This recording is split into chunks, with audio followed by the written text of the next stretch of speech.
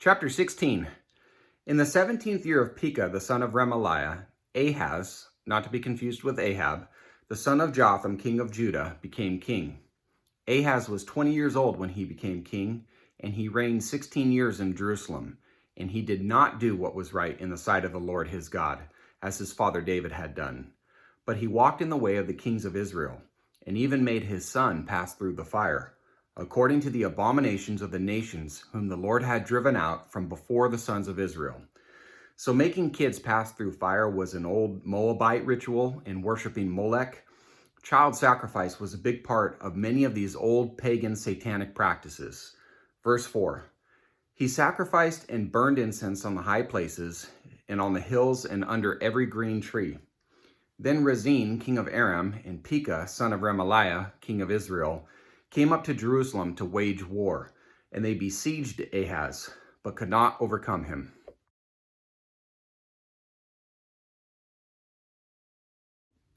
At that time, Rezin, king of Aram, recovered Elath for Aram, and cleared the Judeans out of Elath entirely. And the Arameans came to Elath and have lived there to this day. So Ahaz sent messengers to Tiglath-Pileser, king of Assyria, saying, I am your servant and your son. Come up and deliver me from the hand of the king of Aram and from the hand of the king of Israel, who are rising up against me. Ahaz took the silver and gold that was found in the house of the Lord and in the treasuries of the king's house, and sent a present to the king of Assyria. So the king of Assyria listened to him, and the king of Assyria went up against Damascus and captured it, and carried the people of it away into exile to Kir, and put Rezin to death.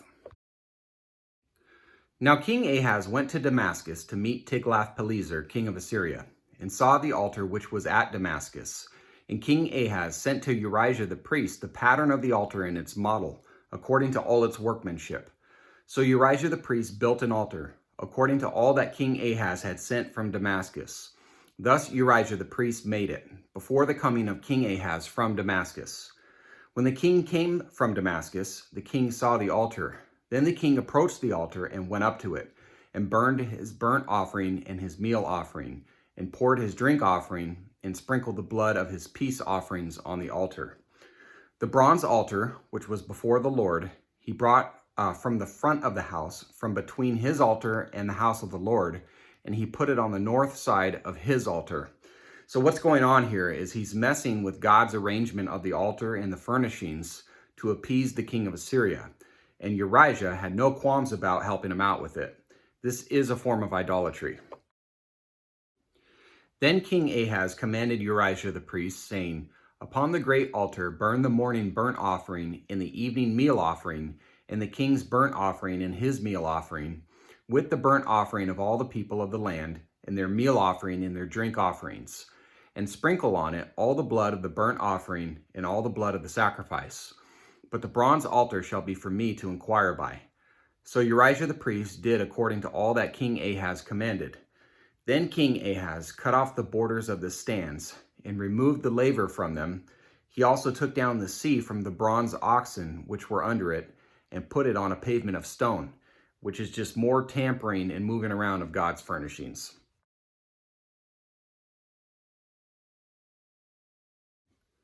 The covered way for the Sabbath, which they had built in the house, and the outer entry of the king, he removed from the house of the Lord because of the king of Assyria. Now the rest of the acts of Ahaz which he did, are they not written in the book of the Chronicles of the kings of Judah?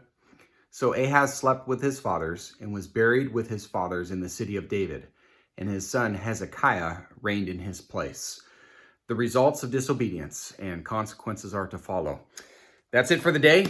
It will carry on tomorrow. Hope you can be here to see what happens. God bless your day and take care.